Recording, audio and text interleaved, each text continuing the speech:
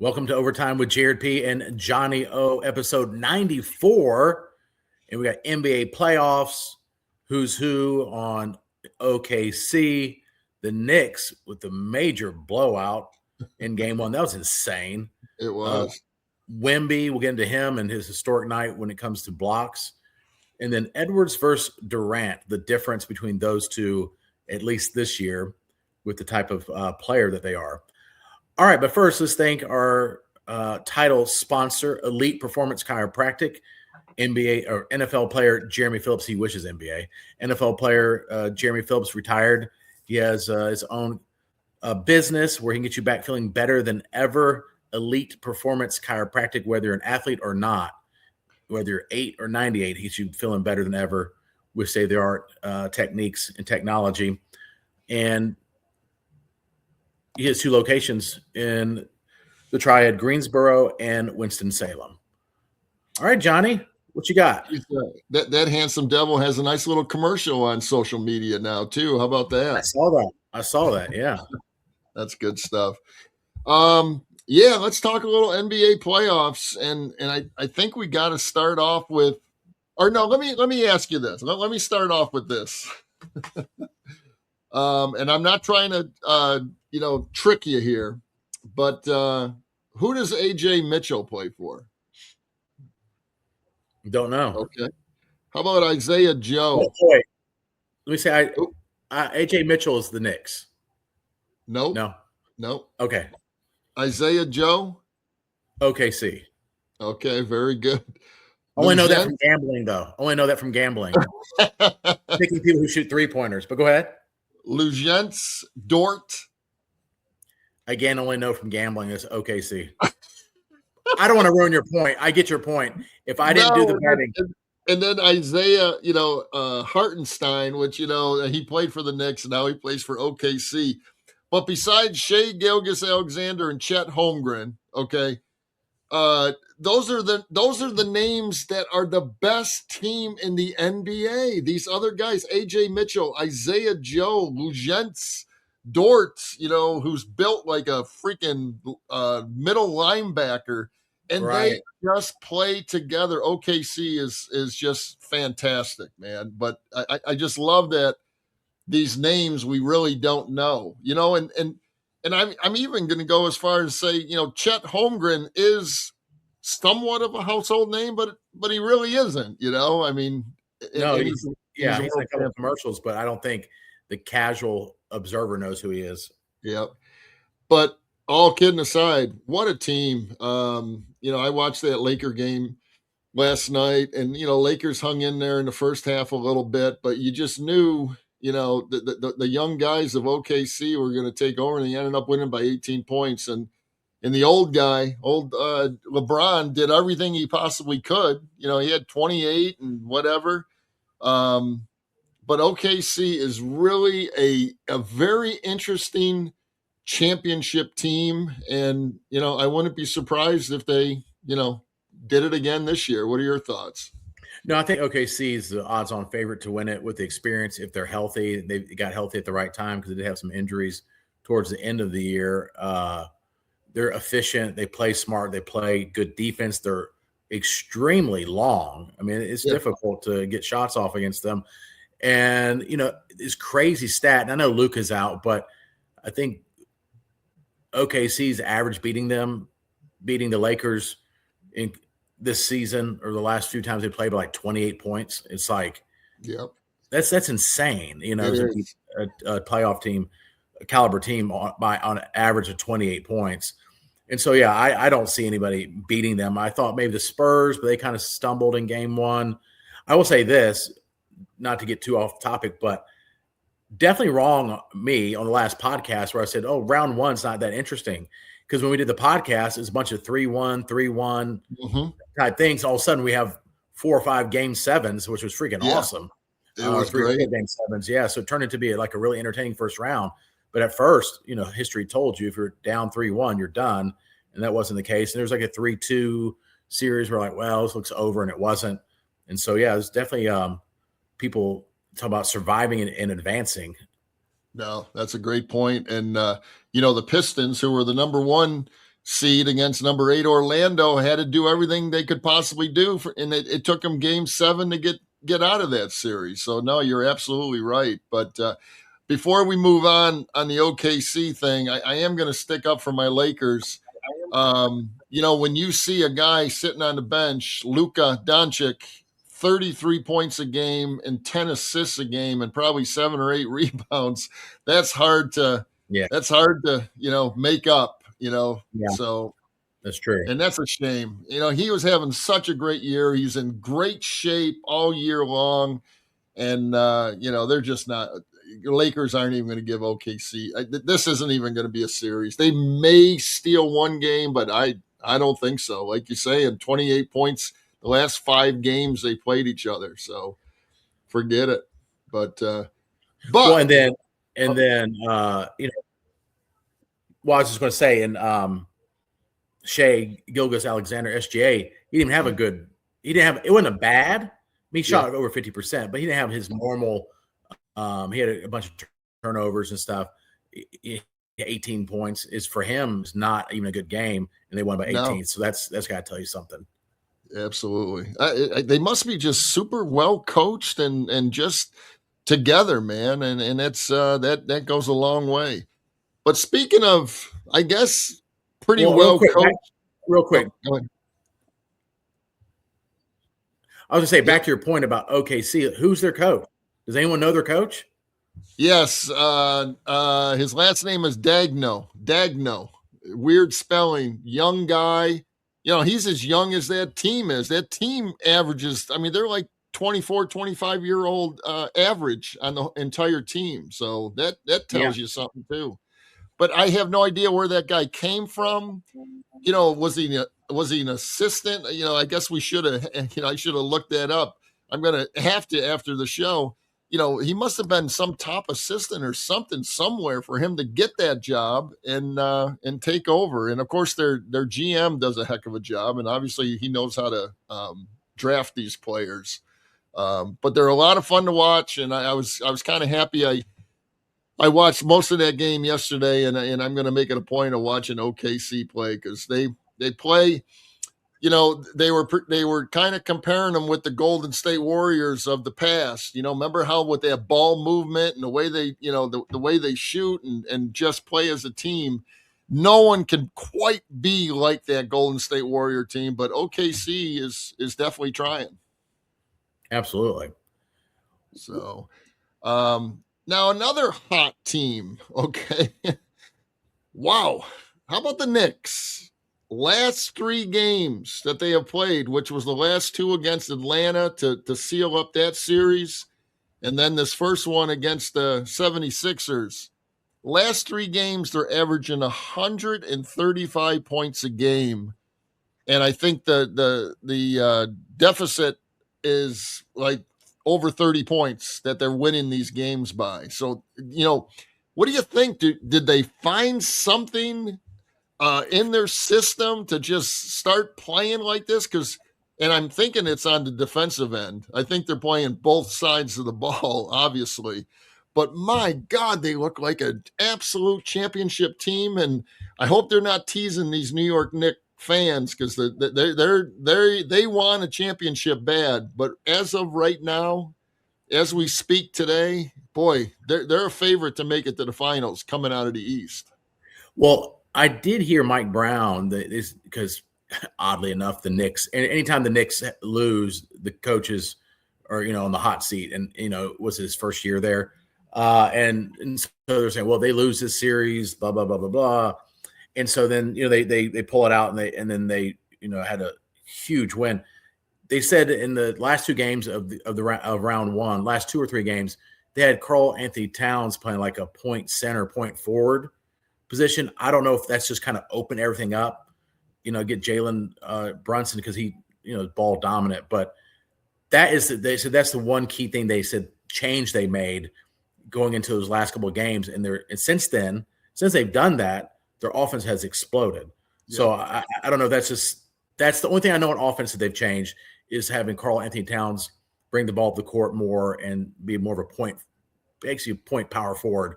And so it's amazing, like a small change like that can like unlock a bunch of. They also shot 68% in the first game. That's not going to happen again. I mean, that's insane. But they are. But like you said, they're averaging 135 points a game the last 3 games. They've made that change recently, so maybe that's part of it. No, that's got to be it. And instead of and again, I'm trying to say I'm definitely a Brunson fan, but before all that, before what you just said about Karl Anthony Towns, being that point center, Brunson just dribble, and I hate that kind of offense. And I think you were absolutely spot on with that because they're moving the ball. They got that OJ Anunoby, on the flank that every time I'm looking, he's hitting a three. But all of a sudden their offense is flowing, and it's still going through Brunson, who's still averaging 20 shots a game, and he's shooting over 50%. So there's nothing wrong with that. But he's averaging 20 shots a game. Karl Anthony Towns is averaging 10, and Anunoby's 11.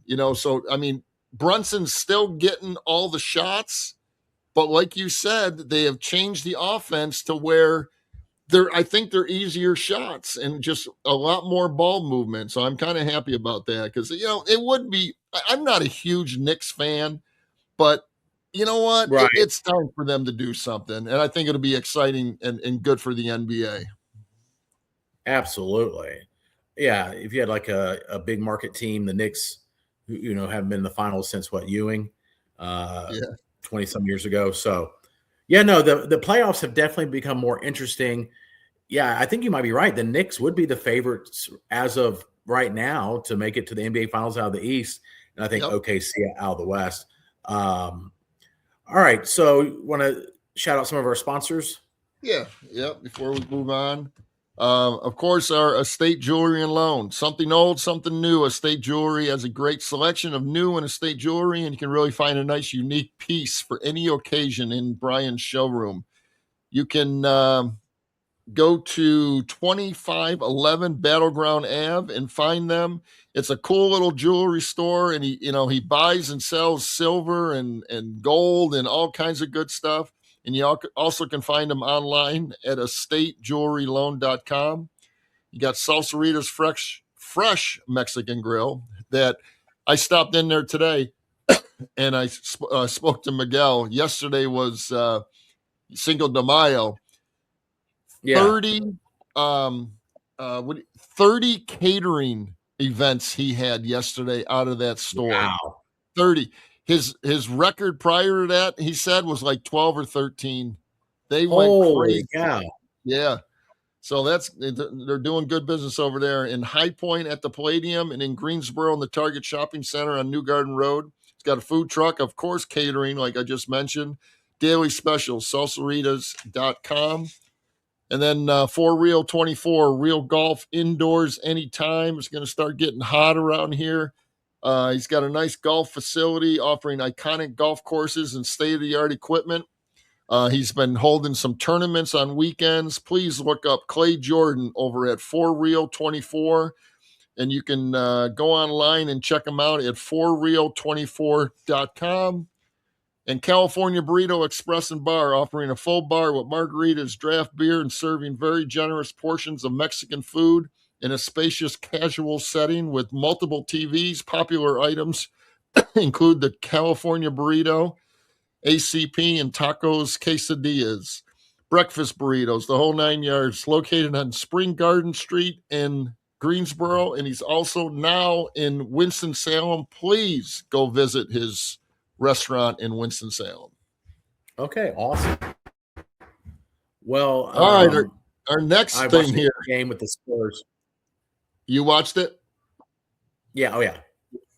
I mean, how about that, man? I mean, this guy. Now they lost. The Spurs lost, which, I kind of want to see them make the final too, because I'm just in love with the game that Wembyama plays.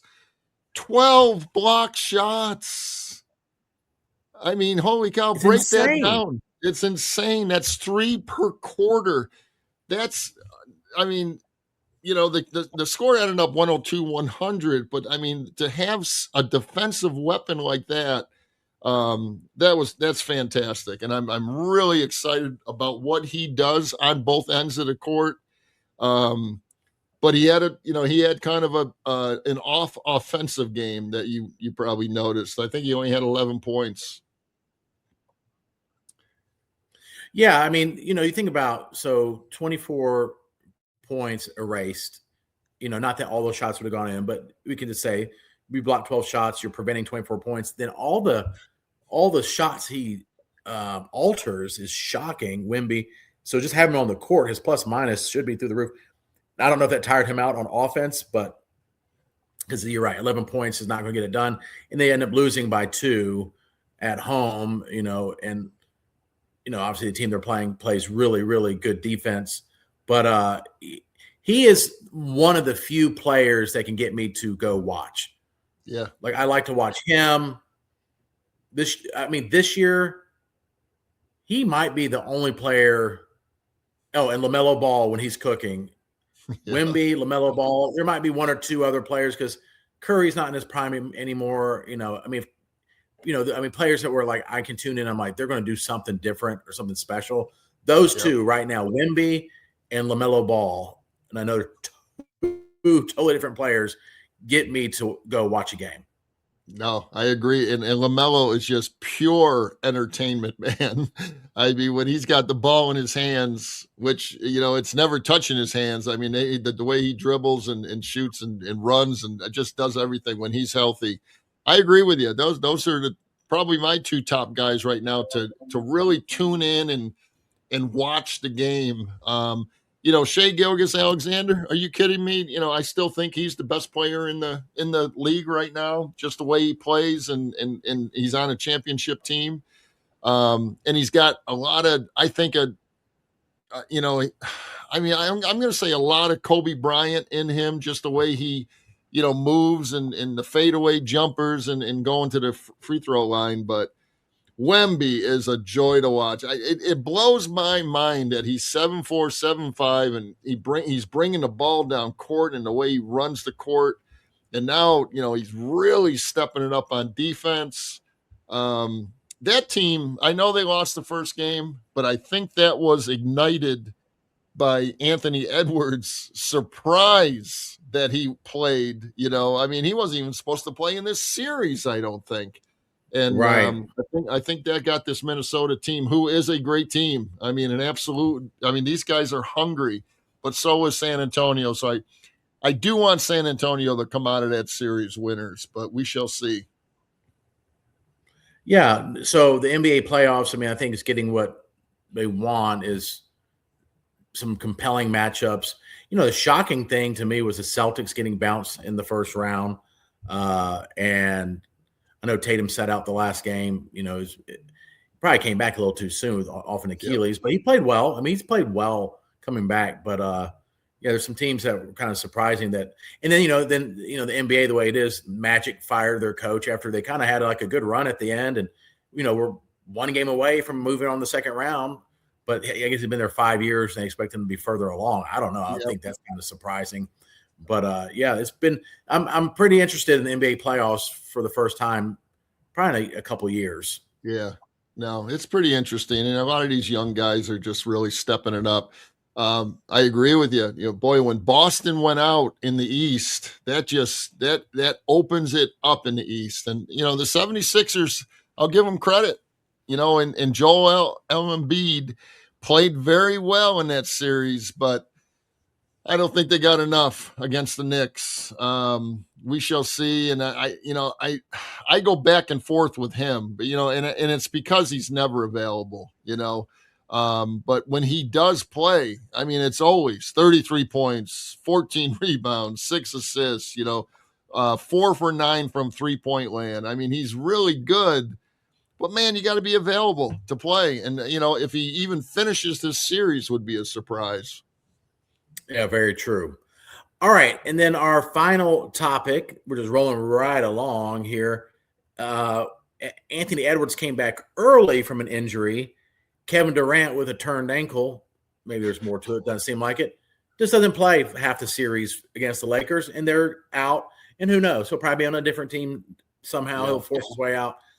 What does that say to you about Durant and Edwards, the difference? I know there's an age difference there, but I'm not even looking at that because they're both on that superstar status. Um, Very impressed with Anthony Edwards. That's what you do in the playoffs, man. That's what the all the big stars do in the NBA, and they've all done it. And I'm talking the top stars. I go back as far as Isaiah Thomas playing on that basically just severely sprained ankle and scored 27 points in one Yes, quarter. Remember that? right. Um, those are the guys. That's why you want to watch the NBA when it's the playoffs and it's not about the money. They will do anything to help their team win that ring. You got to get that ring. They got all the money in the world, but man, it's hard. It's a lot harder to get that ring than the money. And so I'm all about Anthony Edwards. Love his style. I love his whole persona. I mean, he looks like he's having fun out there. And he was the key to that victory, man. He came in, he scored 18 points. I think he played 25 minutes, and he did nothing but help that team. And on the flip side, Kevin Durant, I think you mentioned it last show. He did come back in with Golden State, and then he ended up, screwing. He had a pulled calf muscle, but then the Achilles went out on him.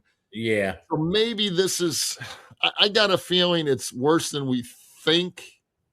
But lace them up, man. I'm sorry when you're hearing ankle. Shoot, I mean, if I tape up my ankle, I'll go out and play golf for crying out loud, So it's not a broken ankle. I think he should at least try to get in there, play 20 minutes a game just for a distraction, and he did nothing to help his team. So I'm all about Edwards over Durant as far as right now and playing with injuries. Yeah, I think Edwards is more of a competitor, more of a dog than Durant. I mean, Durant's one of the greatest scorers and greatest shooters of all time. He can get any shot anytime he wants. And outside of being on a super, super, super, super, super team with Golden State, he hadn't really won anywhere. He didn't win in Brooklyn. He did win in OKC, but that as they were on the rise, they didn't win anything. But with Harden and Westbrook, those three, if they could have stayed together, but they didn't really win anything of note, and then with the Suns, nothing. Houston, worse this year than they were last year. Yep. I think he's a cancer. I said it last week. I'll say it again. He's super talented. You hear about the burner accounts. You hear about him being prickly. You hear about him. I think he's a cancer in the locker room. And then unless he's on a team with like a Draymond Green who can put him in his place, or a superstar like Steph Curry that's just so beloved, he makes teams, dare I say it, overall, he makes teams worse. And how is that possible? But there are examples of that throughout history in the NBA. There's these scorers that go to teams and they're like a black hole, and they're not a dog. They're not super competitive, and their teams get worse. It's just really, really shocking. You said it, Golden State. That reminds me. Remember, Draymond did get on his ass, and I think he left the next year. Oh, I don't need to deal with that. I mean, come on, man, be a teammate. Draymond is all about. I mean, I like him. I don't love Draymond. I think he's a little too much out on the court sometimes. Yeah, for sure. But what a fierce competitor, and he doesn't care who the other star is, man. You help me win a basketball game and I'm on that team. That's all I want. And that's what he was trying to do with Durant. And Durant couldn't, he couldn't take their little criticism and, the pushing, Draymond pushing him to be better and probably being more of a teammate. And sure enough, bye-bye. I got my 2 world championships. Now I'm going to play on 5 or 6 different teams. And I agree with you. He'll probably be on another damn team next year. Yeah. It's a shame someone that talented to, he's got the 2 rings, but again, lots of people just feel like that's, you go to a team that's already won, and he had made him like unstoppable. And they would have had 3 with him if he didn't blow his Achilles probably, but they didn't. And then he left. If he would just stayed, he could have stayed in Golden State and had 4 or 5 rings, and you look at him differently. But I know. He just kind of goes to all these different teams, and seriously, it's been a disaster almost at every stop. They've underperformed at every stop since Golden State. He left OKC because, Westbrook bothered him too, and Right. And I know Westbrook is a maybe from what we see on TV, maybe a difficult guy to play with, but man, did anyone bust their ass more on a basketball court than Russell Westbrook? Oh, I know. He plays hard. Feet ahead all the time, Yes. and just doing the best he can. So, yeah, I'm a little disappointed, but Kevin Durant is Kevin Durant, and he's at the tail end of his career. So, just maybe pick up a couple more paychecks, score a bunch of points, and move up in the all-time leading scoring ratings. So, real quick before we go, the Cavs and the Pistons, that's going to be a good series. But now we're talking about another one of his Durant's teammates, Harden. He has never done anything in the playoffs either. It's crazy. And he's a talent. And I guess we spoke about the other ones, but the Pistons are probably the most underrated out of all these teams that we're speaking of. And with that Cade Cunningham and the rest of the crew there, look out for them. I mean, I think the Pistons are the biggest obstacle to the New York Knicks in the East. Absolutely. They play hard-nosed defense, and Cunningham can put up 40 or 50 any night. So, yeah, they're pretty fun to watch too. They got a good blend. All right. All right. Good show, man. NBA, I think we'll have a lot more to talk about next week, as I think a lot's going to happen, in these big series here. Of course, what are they? It's the Elite Eight, I guess you can say, the Final Four in each conference. So they're going to, and there's going to be a lot of fights. There's always a bunch of fights in the NBA playoffs. So absolutely. All right, man. Until next week, we'll see you. Okay, great.